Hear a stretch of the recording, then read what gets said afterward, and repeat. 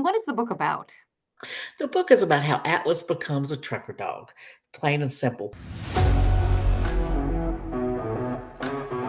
First off, just can you kind of take me back, give me a little background, a little bit of your background of what you have in trucking? Um, Absolutely zero experience until I stepped on the truck to be a rider authorized with my husband, who's retired military and decided he wanted to get a CDL. And so I've ridden for him with him for 4 years now. And what talk to me about you been riding with him. Where did the idea of the children's book come? Um, I'm naturally a print person. And so here I was on the road seeing so many things and learning so many things and that I had no clue. And I have 3 little boys, and so I knew that they would enjoy so many of the things, pushing the buttons and the lights and the whistles and the how things connect, and so I think it really grew from that and wanting to share that. And then I had my social media account with, TikTok, just as a platform to put my videos because I didn't know what to do with them, but I was making them. And that's where the book idea came from, was just trying to make it more print based, and so that kids, truckers can hold a child in their lap and share trucking, the vistas that we see. Eventually, we'll see, different weather and whatever we see on the road. So I just wanted to share that. Now, the main character of the book is also probably the main character of your life, and he's sitting next He to you. is. Tell me about Atlas. Okay, Atlas honestly filled my empty nest. Thank goodness I got on the truck because I love my boys. But I don't know, Atlas, can you say hey? Can you say hello? Say I'm taking a nap. I'm so tired. Yes, he is my grand dog, my son Joseph. Bless his heart. I have 3 sons, and 2 of them have ADHD. And Joseph is very bright, but his executive function skills are a little limited. And he's very impulsive. So when he was 20 and kind of went from girlfriend to girlfriend for housing, he was in front of a Chick-fil-A, and there was a box of puppies, and they were really cute puppies, and he had money in his pocket, and so he said, I'm going to get that puppy. And he did. And he loves Atlas. He loves him, and he had him for 2 years, but he realized that they are children. If you want to party all night, you still have to get up and walk the dog. You still have to, come home from work and walk the dog. And so it became apparent it was affecting his ability to keep housing and jobs.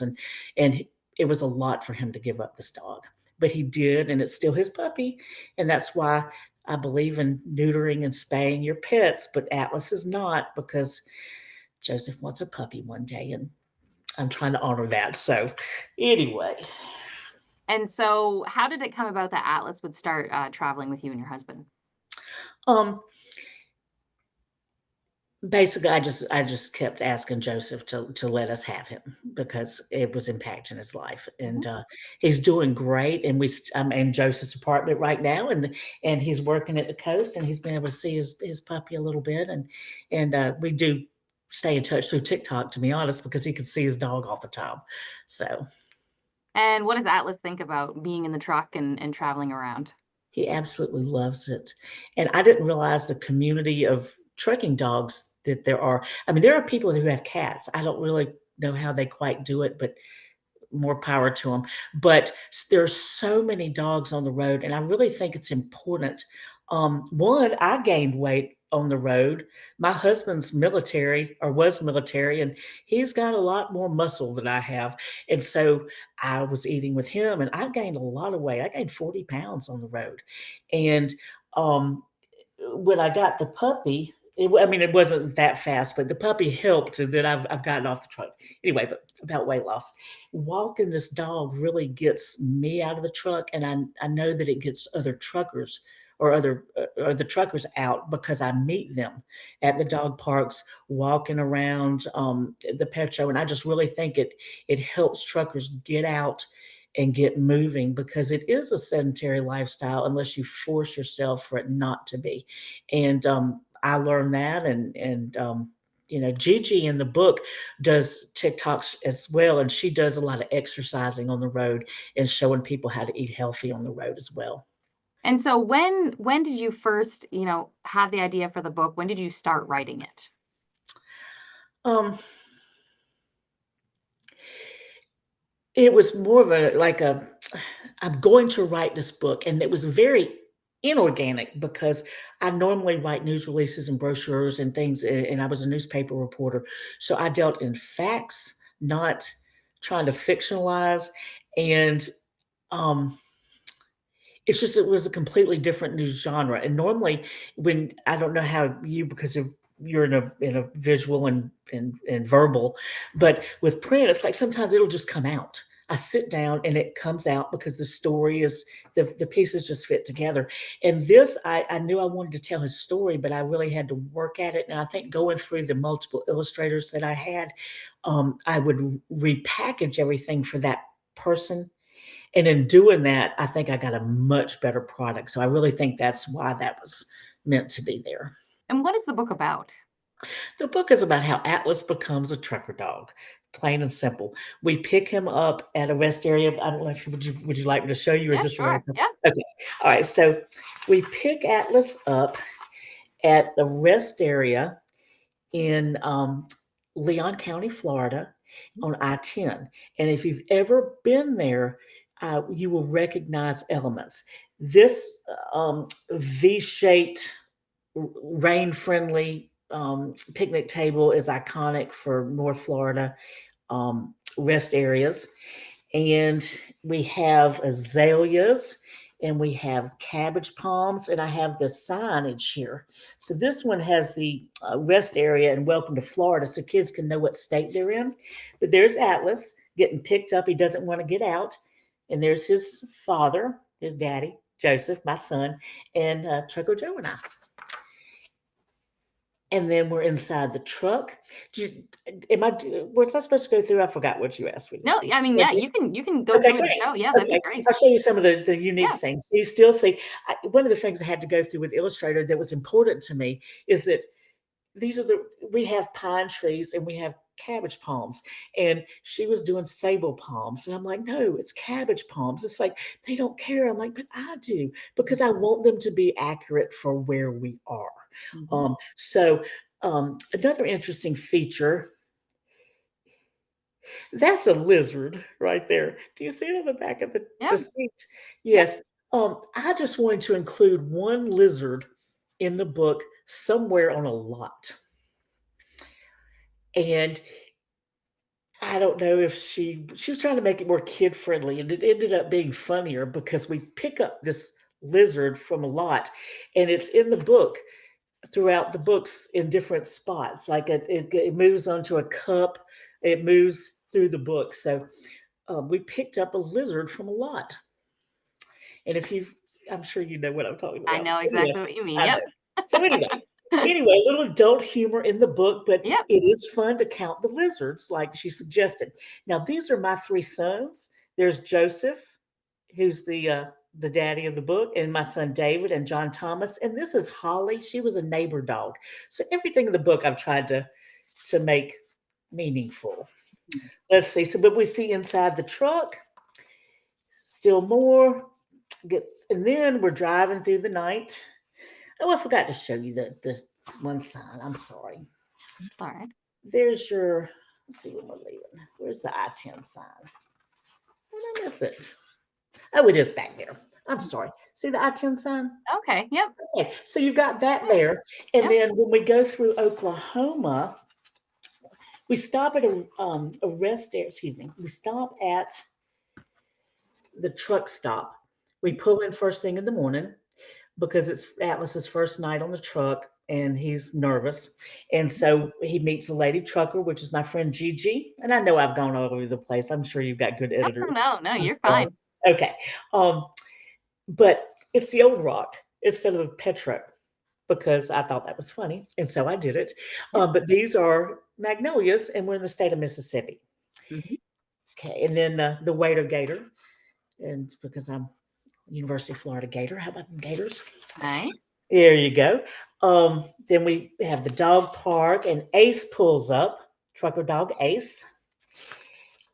And this is where he meets Ace. And Ace is the first dog that Atlas ever played with off leash. We were at the Petro in, uh,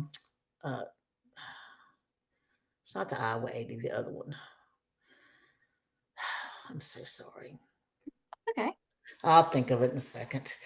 Anyway, we played with him, and it's at the Petro, Mhm. and I know that.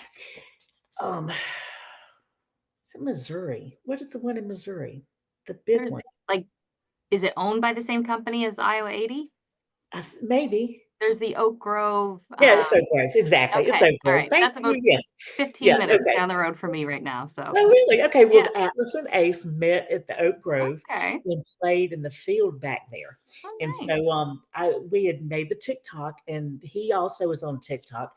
That's Adam right there.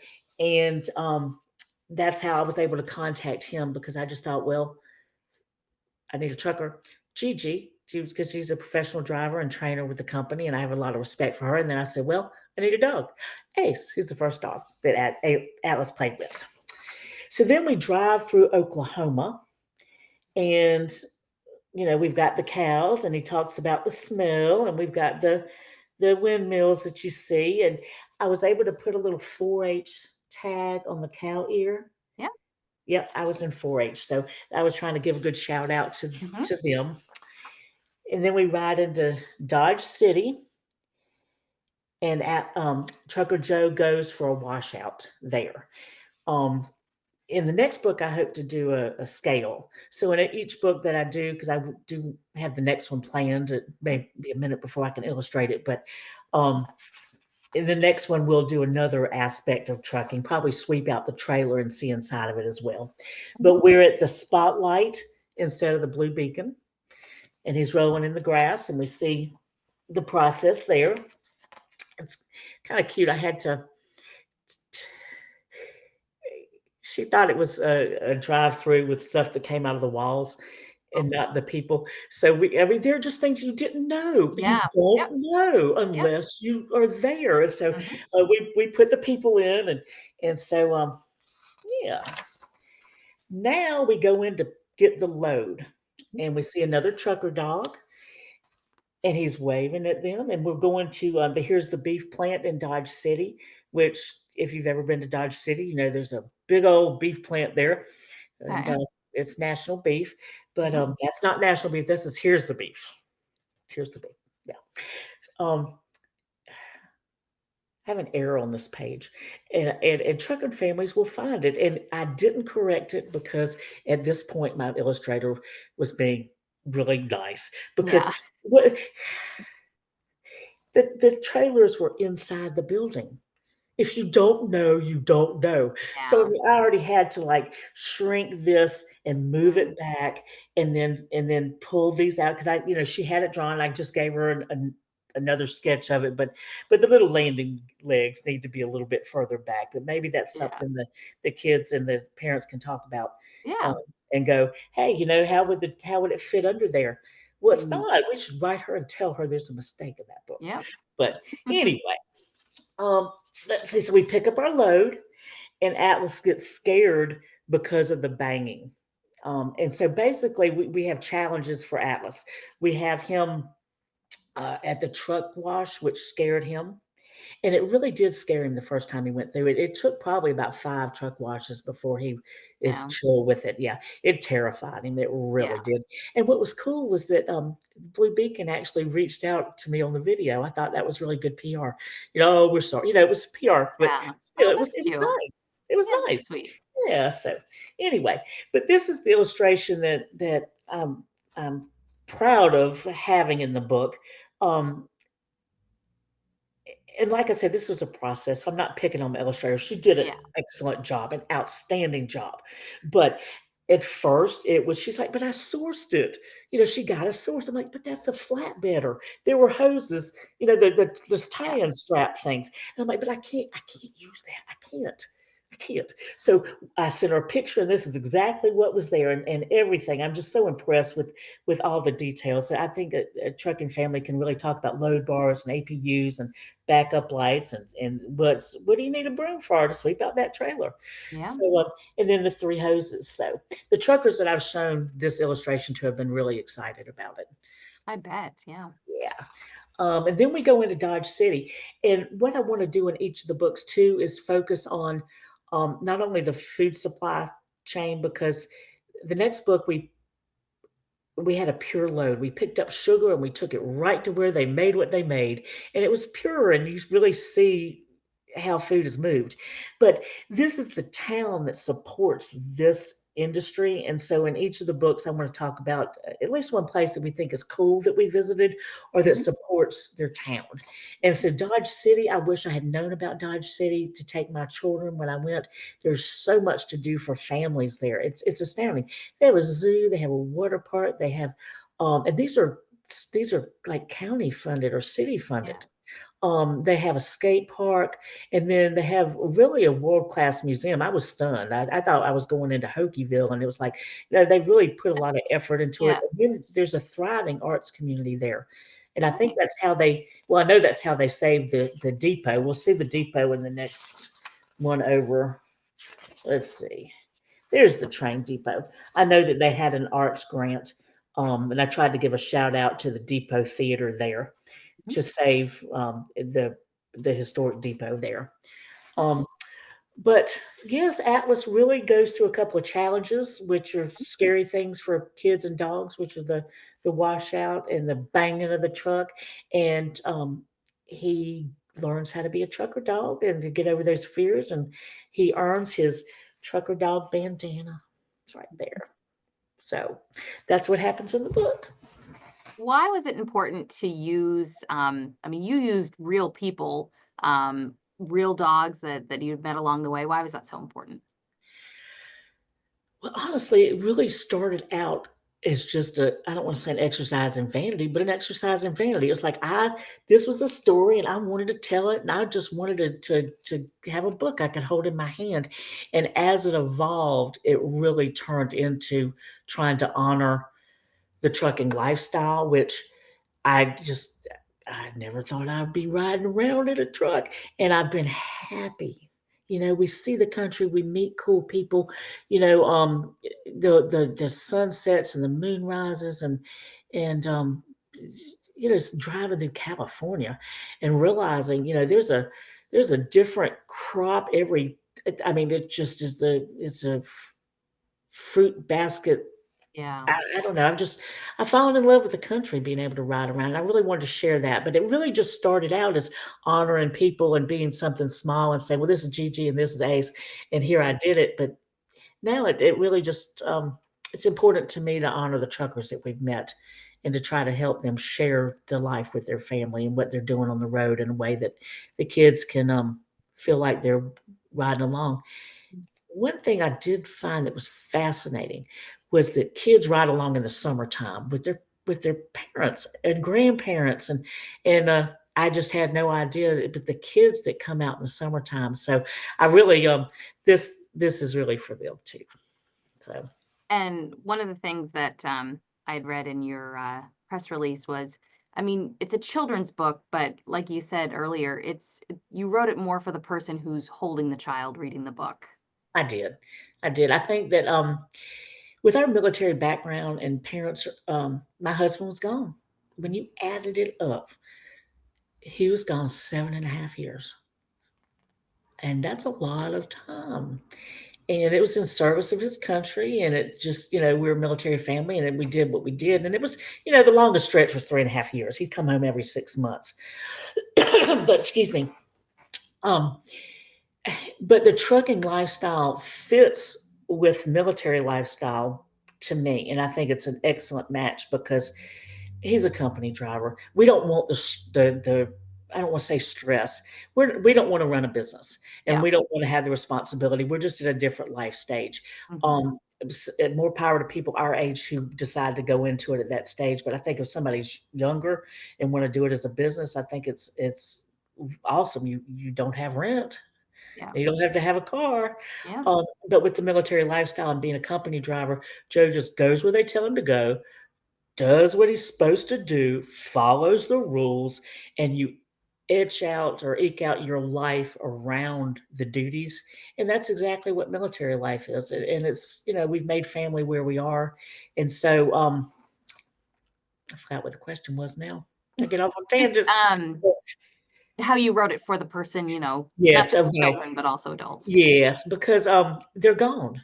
They're Yeah. gone so much. So, they get their ride-alongs on vacations, and they get the ride-alongs, and it is a choice to as a parent to be on that truck. Yep. I see a lot of people. I don't think it's heroic. I Mm, think it's a choice. Now, people, the long haul game it's you're away from your family. yeah. But I think that this book and hopefully the website, some of the activities would give them quality time when they're home together so that they can talk about where daddy's been or mama's been or grandpa or grandma's been and then say, hey, look, this is what Mississippi, they do have that kind of tree, or they do have this in that state. I didn't show you the roadside too. There's a roadside in Laverne on the cow scene too. You can see what's in our rearview mirror, and so you've got Okay. road signs there too. So, Wow. but A lot of anyway, little a lot of little details. I'm sure your illustrator learned a lot about trucking. she did. She did. In fact, she was the one that said, she wanted to see inside the trailer. Yeah. And so I was like, okay, I started thinking about what the next, because we just had a perfect load. We Yeah. had a perfect load for one. We picked up at the Port of Baltimore. Mhm. Um, and Atlas and I got to walk around, and there's the domino sign, and there's a ship, and it's like we picked up 42,000 pounds of sugar in 2,000-pound bags, Wow. and we drove them through the mountain Mhm. over to Wisconsin, and I thought Wisconsin was cheese. No, Wisconsin is also cranberries, and I saw the floating cranberry, Yeah. farms, and we took it straight to and it wasn't that big, the sweetened cranberry plant, Mhm. and it was like beginning to end. I mean, it was doesn't get any more pure than that. So I think if I do more books, I'm gonna try to have a route and then build the story around it, because I want it to be realistic and to feature the places we've seen. Well, thank you for doing this. I appreciate it, and it was lovely to meet Atlas. It was. He's passed out. Atlas, you wanna say hey? He said, "No, I'm passed out." Yeah, Yeah, that's yeah. cute. Alright, thank you so much for Yes, the thank interview. you.